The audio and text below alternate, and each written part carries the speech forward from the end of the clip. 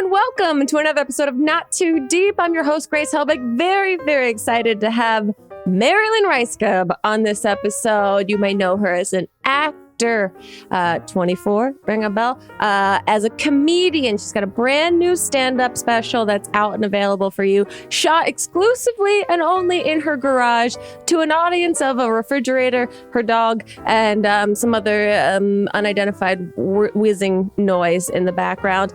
And most recently, you might know her as adult TikToker extraordinaire. I talked to her about all of these things, mostly TikTok. I got some really great and helpful advice from her about how to do it and not hold it on a pedestal, because that's what we're all doing, right? Anyway, this was an absolutely lovely conversation with RAJSKUB. I hope that you enjoy it. I hope you go get her special, RAJSKUB, live from the pandemic 2021, and go follow her on all social media platforms because she's really doing incredible stuff. Enjoy this episode of Not Too Deep.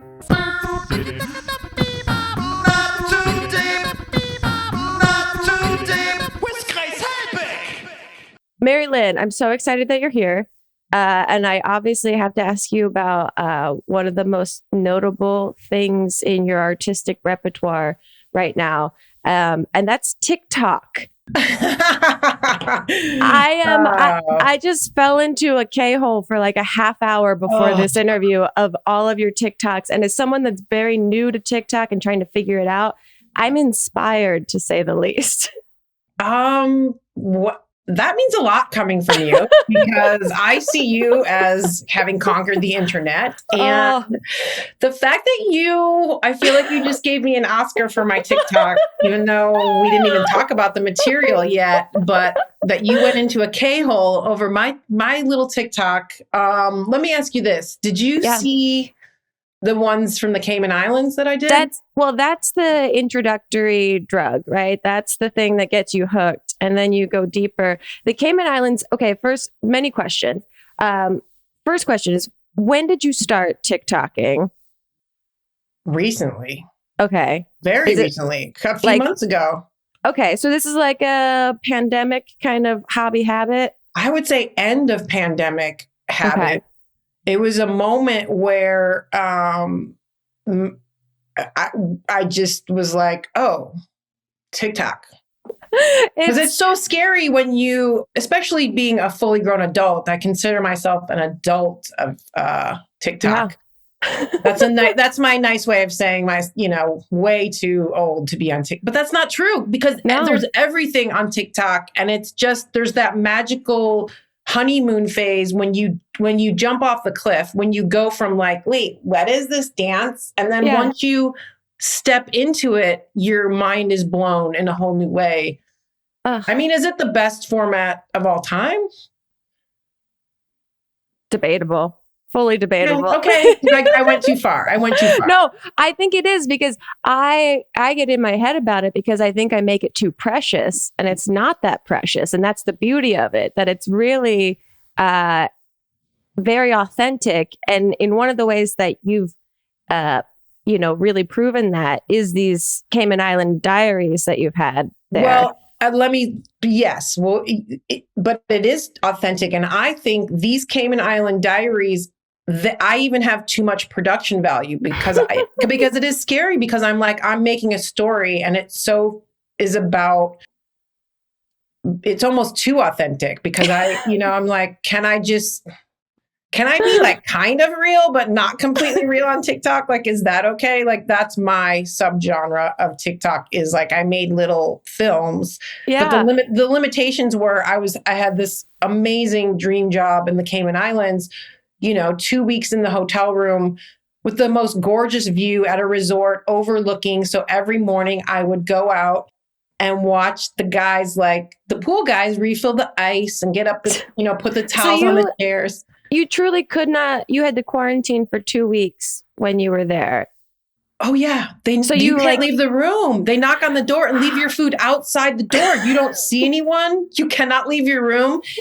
It gets real interior. If you thought like regular core was interior, I just not leaving the room. It's like, okay, I'm going to go sit in that corner now. I'm going to, it was wild. I'm going to bathe now. Like, every tiny thing is a huge event. Is a moment.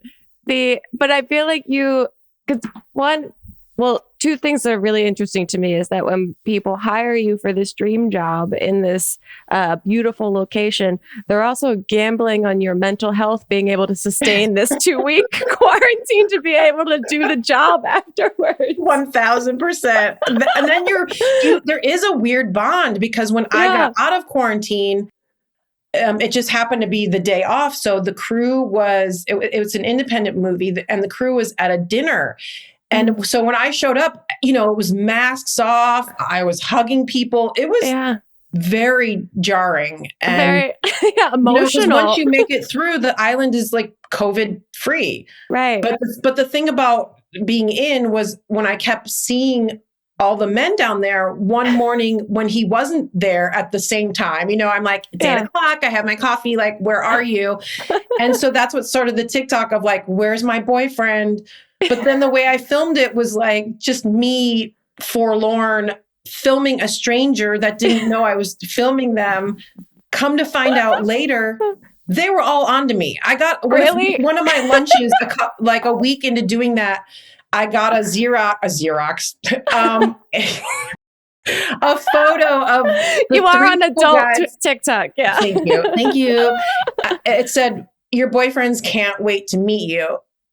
And and the island is so small that everybody in the hotel, like I thought I was just up there, I'm like, I'm up here, like just for myself. No one notices me. Meanwhile, everyone is watching this like slow decline or incline into madness. Yes.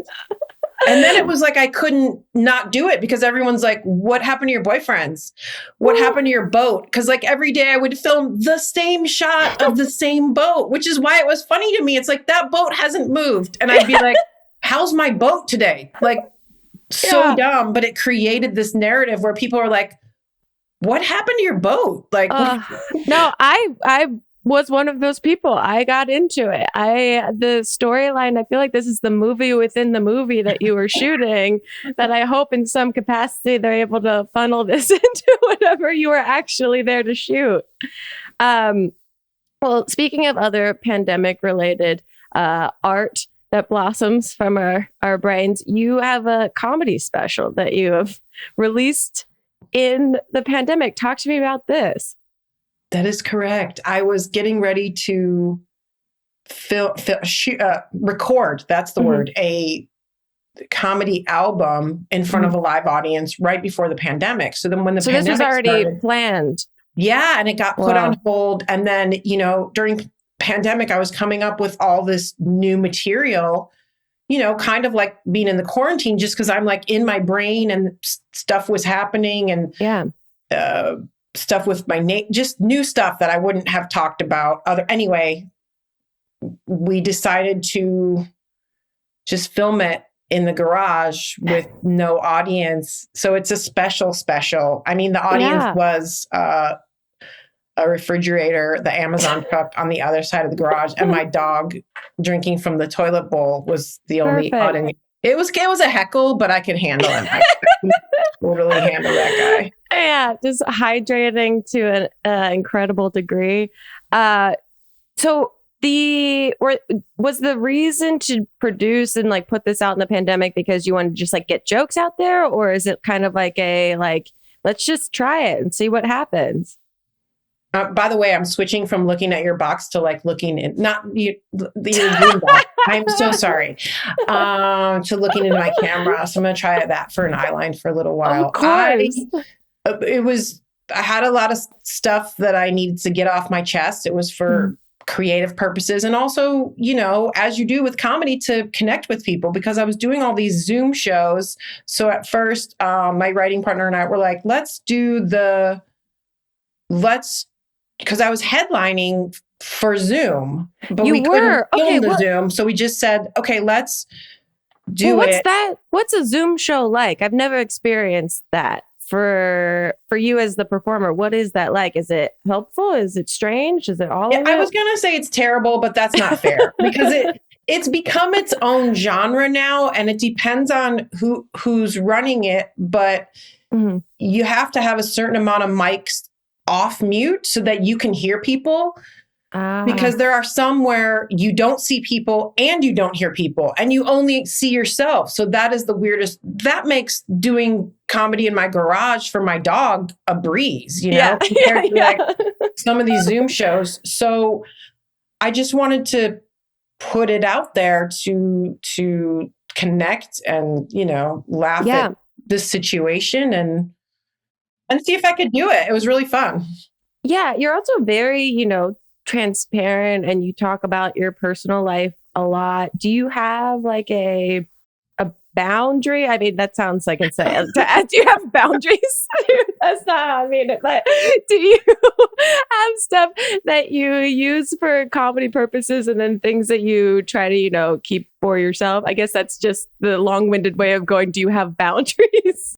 I hear you. Yeah. I hear you and I see you, Grace Helbig. I see what you're saying. Thank you. And I see that you see me and you hear me and you see what I'm doing. I would,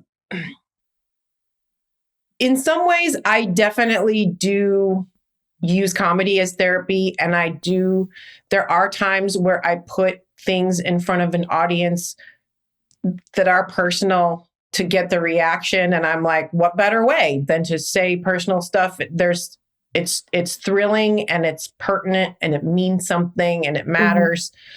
But I would say the boundary for me, I like that it seems like I have no boundaries, because the boundary for me is all the years I've been doing it. So I like to think that I know what to steer clear from. And I want to pick certain things that do get to the heart of it, because that's my favorite stuff. I don't like when people are so presentational that you're like, where are you? Like, I like the crack and the stuff that's like actually going on with people. I'm talking about stand-up comedy in particular. I don't like the jokes where it keeps you at an arm's length. I like that to a certain point. But, if I'm like 10, 12 minutes into somebody's stand-up act, I'm like, okay, where are you at? Like, what's going on with you? Yeah. No, that makes sense, because it just feels more real. Feels like you're watching a human being and not just like a Twitter feed listing jokes. That's what we like. You have a son. Does he know what you do? Or is it like him. Please don't. Does he? Well, he is he at the level of like appreciating, or is he at the level of like I'm going to pretend I don't care about this?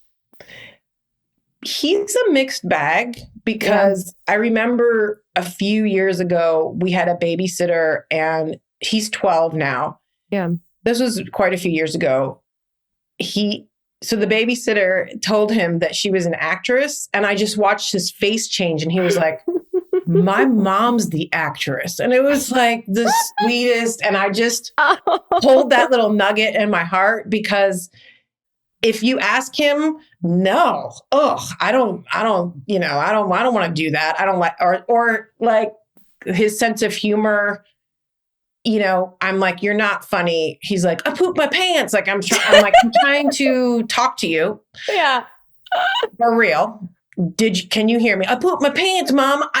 I'm making a joke. Don't you get it? You're the comedian. I'm like, we're not there yet. We'll have to and talk I'll come about into his room. I'll be like, is that bussin'? Hey, no cap. And he's like, you're not cool. You're not funny. You're not cool. Oh, that's what I mean. I'm like, can you use him as a resource for this youthful kind of technology forward generation? I mean, I've showed him my TikTok. He's like, I don't get it. And I'm like, I don't get the ones that you watch either.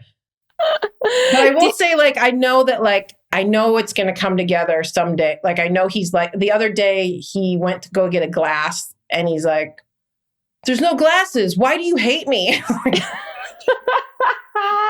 See, that's a joke almost. It's really funny. Yeah.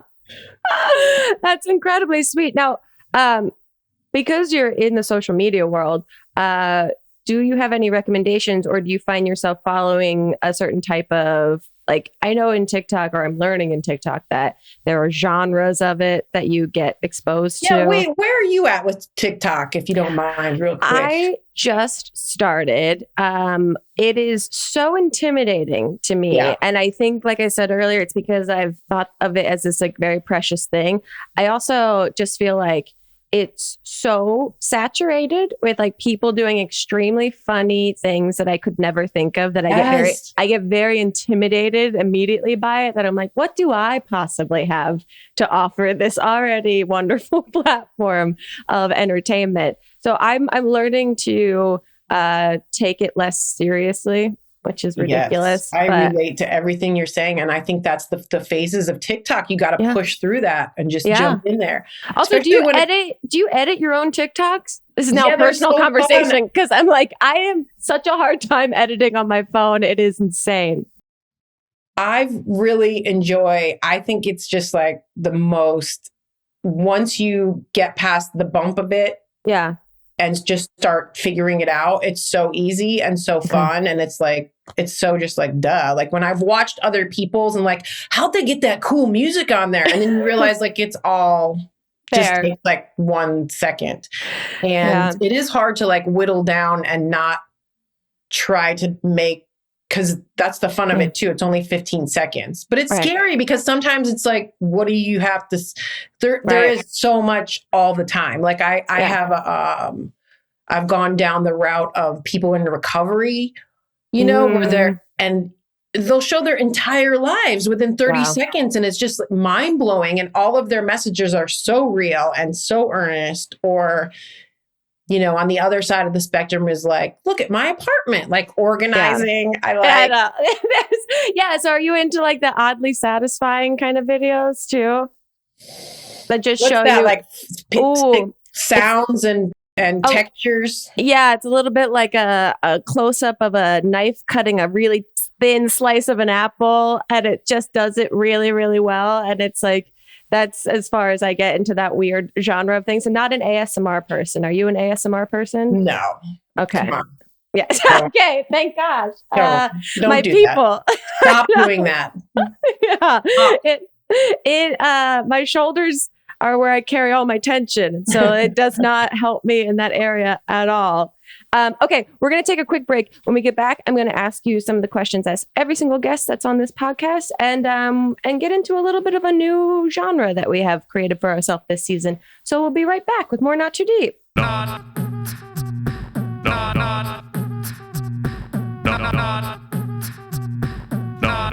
Too Deep with Grace Helbig. Hi friends, Grace Helbig here from the podcast Not Too Deep, which you are currently listening to, hosted by me, Grace Helbig. Just wanted to say a couple of things. One, thank you so much for listening. And two, if you are enjoying yourself to such a degree that you'd love to leave us a review on the Apple Store, that would be so appreciated, because again, you are very appreciated for giving us your time, your ears, your attention, whatever it may be. And that was my couple of things. Now back to me. Do you do Twitter as well, right? I do. What do you think about Twitter? You know, I've started to, God, it all goes back to TikTok. I've started to take my TikToks and use them for Instagram and Twitter. Ah, okay. And then every once in a while, if I'm feeling something or I have like a good zinger, I'll put it, that's wordy, I'll put it on Twitter. Okay. Or just a juicy thought. But I've kind of taken the pressure off of that too. Because I remember like years ago, it was like, oh, I got to come up with funny tweets. I know. And you can't really force that, you know? And as a comedian too, like I would assume that you don't want to like burn out all your material on Twitter necessarily. Yeah. And I'm not that type of comedian where you gotta like, I need to be seen and touched, you know? I can't just be like, here's my thing, I'm done talking. Like it's not exactly. Have you had any bizarre interactions with anyone in like Hollywood because of TikTok or anything?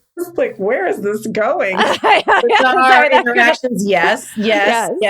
Well, I just mean in this new media world, has anyone reached out to you because of it that was unexpected? No. Okay, so there's still time. I had a friend I went to elementary school and middle school with and high school with. So all the schools. I don't know what's wrong with me. all the schools, not preschool and not college. But her son contacted me via TikTok, and that was a real wake-up call. Her son contacted you. He's a performer and a singer, and he's like, hey, my mom says she knows you. And I'm like, I am still trying to make it. Like, don't contact me, 21-year-old. But it was really sweet. Oh, that's very sweet and very strange. The internet is beautiful and scary. Really Okay, Mary Lynn, I'm going to ask you the 2 questions I ask every single guest that is on the podcast. And if you've listened to episodes, you might already know these. But the first question is, who, alive or dead, would you most like to throw cold spaghetti at? Okay. I may have already thought of my answer. Great. I love it because sometimes this catches people off guard and I can tell they're very uncomfortable. And my whole thing is wanting to make people feel comfortable. So I just like that you're prepared. This is a plug for your podcast. I just listened to your Lisa Vanderpump podcast, and what a delight. Are you into reality television? No, I'm not. Okay. I actually just I'm starting with her stuff backwards. I'm watching her like talk her dinner party show first. But she was like, spaghetti. Like it was just like cold, like, can it be a platter? You're like, of course, it can be whatever you want it to be. Also full disclosure, she might have been still drunk from the night before of opening up her new restaurant. So who knows exactly where her brain was at. But then her she answer was the best. She's like, can I throw a platter on other housewives? You're like, of course. And you were like laughing. You're like, of course you can, Lisa Vanderpump. Yeah, that's all I wanted to hear, but I didn't want to put words in her mouth. So, yes. So now that you've thought about this. In anger, if I were to throw the plate of spaghetti in anger, because this is an interpretive question, I'm going to give you my answers. In anger, I would throw it at Matt Gaetz because he is disgusting. Yeah. In frustration, I would throw the plate of cold spaghetti on the general manager at the Lexus dealership. Because it's like, you did not give me a deal. You got me into a lease, into a high-end car that on a good day, I feel like a queen. And on a bad day, I'm like, can I afford this? Will I sign it with you again? Yes, I will. But those car people are sneaky. It's so glamorous. And then you're like, it's just a car. Like, why did you do that? And also, then, you're just lying to me a lot. You're lying to me. You're lying to me. And in joy, I would throw a plate of spaghetti at my son because I think he would enjoy it. And then he would throw it back on me. I mean, that's an opportunity for a really great TikTok right there. Just no context at all. Okay. Mary Lynn, the other question I ask every single guest is to tell us your worst pants shitting story or like a bathroom emergency or close call, but you can only use 3 words or 3 small phrases or a combination of those to tell the experience. Mine, for example, college, jogging, front lawn. Have you worked through it by bringing it up so many times? Because it's hard to go back there. Yeah, it's now become this weird like myth in my brain of me going like, did this really happen? Or have I just concretized this to a point that it's like a story now? I don't really remember the specifics. Also, I've had terrible bathroom emergencies since then. I'm 35 years old. And I'm like, I haven't had a pristine gut experience. So I don't know why I haven't updated it. All right. Mine is, I hate to dig this one up, but it is cantaloupe, roller skates, baseball diamond. Anything on roller skates is always going to be bad unless it's good. Anything that's not good on roller skates is just bad. Hey, here's one thing you can't skate away from. You can't skate fast enough. Oh, goodness. Well, no follow-up questions there. Now we're going to get into this newish segment that we've started this season called Hot or Deep, where you can choose whether you would like to answer a deep question that we have made for you, or you can give us a hot take on something. And we actually have some suggestions of hot takes. Okay. So would you like a deep question or would you like to give us your hot take? What are your suggestions for hot takes? Okay, here's your hot take suggestion. And you can take this or you can leave it and go deep. Do you think parents should be friends with their kids? Go on. What? What's your hot take on that? Do you think that they should be friends, or would you like to answer a deep question? Okay, I'll give a hot take on that. Okay. I mean, do you consider yourself friends with your parents? And two, do you, because your son is now becoming a teenager, are you trying to is there consideration into being his friend versus his mom? I think I'm going to try to be his friend. Yeah. And that's all I do. And it doesn't work. That's my hot take, is that, like, guess what? Perfect. Somebody has to keep this ship moving. This lady. So that's every day is like, do this. Like, I want to be the friend, but I can never be the friend. And I'm always, it's always belaboring to me, like, oh, you know, like, we could have a good time if you would just, if you'd loosen up a little bit. You loosen up if you would enjoy my humor, but you also, to be my friend, you have to, like, do a load of dishes and take out the trash. And like, to be my friend, you don't have food stuff under your bed and in your bed. Like, you're not my friend. Okay. Yeah. Is there a thing now where you're finding things in his room, or is that a place that's off limits that you just let him live his life there? I can't. I'm not going to let that happen. No, I mean, sadly, I'm going in there and picking stuff up. It might get to the point. Check back in with me when I just, like, let it rip. I mean, I leave a layer of his stuff. I'm not, going through his stuff, but you can't have food in there. For the actual, health and sanity and sanitary purposes of your own home. I get it. I believe that you will be his friend someday. I have high hopes for that. Thank you. It's like, flush the toilet. Why are you not? Okay, I grew up with only brothers, older brothers, younger brothers, and same thing, that they had never regarded flushing a toilet. And I just never understood, like, I still to this day cannot understand what they're possibly thinking about that's so distracting that so distracted all the time. It's I have no idea what it is, but the preteen teen boy brain is thinking about lots of other things and not thinking about it's like, wash your hair. Did you take the shower? Did you wash your hair? Like, what is happening? They will be forever confusing to me. Okay, we're going to take one last break, and when we get back, we have a couple questions that have been submitted to us by listeners and viewers that they would love some advice on. If you are keen to give some advice to these very desperate human beings. So we'll be right back with more Not Too Deep.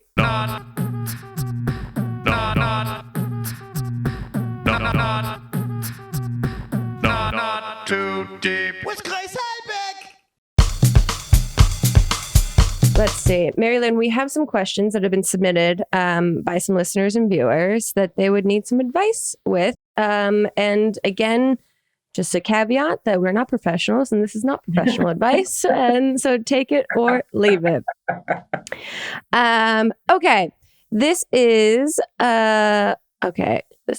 Rachel has asked a few questions, but one of the main things is Rachel has a series of questions, but one of the questions. My advice is, no, I'm kidding. Sorry. She's asking, she's in the UK. With things opening up in the UK again, how do I get over the battle in my brain of wanting to see people again and also having a newfound hyper awareness or anxiety of everyone around / near you? Rachel, oh my God. Well, I wonder about this because, like, you had to heavily quarantine in a hotel room for 2 weeks, and then was the feeling going out of the hotel room must have been like joyous and freedom and all of those things. I think what she's describing, first of all, very well described. I know exactly what you're saying. which makes me think you're going to get through it fine because you're very aware of how you're feeling and the transition from one place to another. But by the end of quarantine, I had all my routines. I only had to deal with myself. And it was the first time in my life where I felt what it must feel like to be agoraphobic, because there are those steps into the real world, and it's, take your time, you know? Yeah, I'm kind of like going through that too. Like the idea that one, I've always worked from home, so I'm very introverted and I love, having my space and, all of that kind of certainty. And then the world being so wildly uncertain outside of it. But knowing that for my own mental health, like I do need to push myself to participate. And like you're saying, like just the awareness of that anxiety is like the major step, because so many people are probably unaware that they even have that kind of boundary built for themselves in some way. And I mean, I guess the beauty of it is when you get so interior, you appreciate there is a lot of stimulus out in the world. And I think we can get like so desensitized to it. So I would say take your time and enjoy it and take it slow, and make sure you pick a favorite spot or a favorite person, something that you really want to do, hopefully. Like I got a letter for jury duty. I'm like, really? This is the second time during the pandemic. The first time I just wrote like, I'm not available, pandemic. Like, what is wrong with you? That seems incorrect to me. It does. And, F you, man. You're just going to send me your standard form. I'm like, I don't see anywhere on here what you're doing for COVID, or you're just going to be like business as usual. I don't think so. Yeah. Stick it to the man. I also think what you're saying is like totally valid. The idea of just like small steps. Like even if one day you're like, let me just go to the coffee shop today and get a coffee and see what that's like and come home. And then let me go look at a store maybe and see what that's like and then come home, and just take it little by little by little. And enjoy, and like hopefully enjoy how you're feeling and not have too much anxiety. Yeah. And know that you can always go home, but because you've been home, unlike Dorothy, you can always actually go home immediately. Okay. I thought this was interesting. Someone is asking, Sarah's asking, I'm a high school English teacher. What is something that is not taught in school but should be? Oh gosh, so many things, right? Life stuff, real history, how to do your taxes, how to balance money. I think money's a big one. Yeah. Relationships, how to relate to people. Yes. How to relate to yourself. Also, like how to pump gas is a major thing. In my mind, like how to take care of your car in general. That would be great. Taking care of your car. Yeah. Or just like creating schedules of like how different appliances work, like laundry and stuff like that. Maybe this is all parenting that I'm just referring to. Maybe I need a nanny. Yeah. Okay. This is an interesting question. So let me see if I can simplify this. Jane is asking, okay, advice on compartmentalizing your family, or is that even possible? So she's a Filipino culture. Family is everything. You romanticize it as a child. She's got long rows of cousins and aunts and uncles, and being in a never-ending support bubble. But growing older, the bubble pops a little bit. You realize that adults aren't the superheroes you perceive them to be. It's frustrating because in her family, family is everything. What happens when the family that doesn't exactly align with some of your beliefs and values? How do you compartmentalize that? This is really hard. Yeah, if you're in a family where the culture of the family is, a very tight-knit thing, I don't know if compartmentalization is like the right way to think about it, but you can also love your family and keep them at a distance that like keeps your own peace for yourself. Because there's a component to that, which is simply growing up, whether we have the close-knit large family at all, and you make those choices as you go. And I do think there does come a time, if you are so inclined, like say, for example, the most popular one is like, you're going to have a mate and you're going to have a family, and there, you know, that mate will become the most important person, but it's going to like ebb and flow, because there's going to be periods where you want the input about that person from your family. But you've got to have your own, you've got to know where you want to go, and you know, what is happening along the way, like what is appropriate for your family. You know, like if your family, you know, looking out for you, what angles of that are appropriate and not appropriate as you create the life that you want. Yeah, it's easier said than done, but the idea of like, unfortunately, it's a little bit on you. Like, you have to create the boundaries for yourself. Like, you probably cannot change the way that these people see the world or exist, et cetera, but you can still love them for the love that they give you and all of that. And it is so hard, because we all, again, whether or not you have a big family, but it probably is just harder with a bigger family that's so close, because they always want to see you as that, you know, 12-year-old or, but you have to like, it is on you to be like, no, I'm this, and here's how I think, and here's how I'm going to respond to that. And I'm going to, you know, leave now. I'm not going to stay for 8 hours. You know, maybe I'm going to totally choose your battles.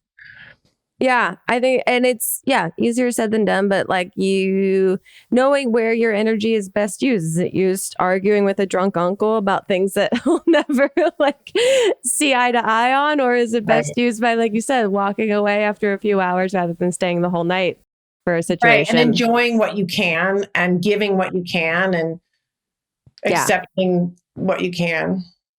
I think that's great advice. Marilyn, this has been fantastic. We're reaching the end of the podcast.